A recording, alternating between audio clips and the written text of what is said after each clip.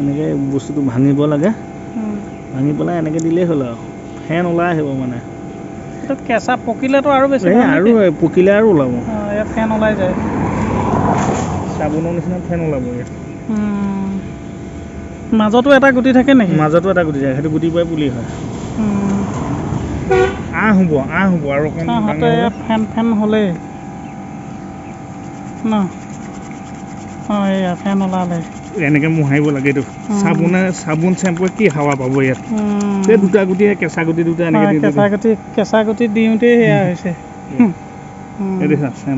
এইটো সোণাৰীয়ে চুলি ধোৱা আগতে এইবিলাক আইতাহঁতে চুলি ধোৱে, ধোৱে।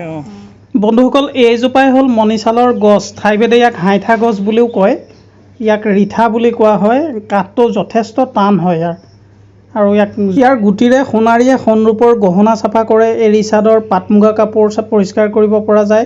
আৰু টনচিল হ'লে এই গুটিৰ যিটো ৰসেৰে যদি আমি গাৰ্গল কৰোঁ তেতিয়াহ'লে উপশম পোৱা যায়। আগতে চেম্পুৰ সলনি ইয়াৰে চুলি ধুইছিলে আৰু চুলিৰ কাৰণে অতি ভাল। এতিয়া যিবিলাক চেম্পু আছে তাত প্ৰায় ৰিঠা ব্যৱহাৰ কৰা হয়।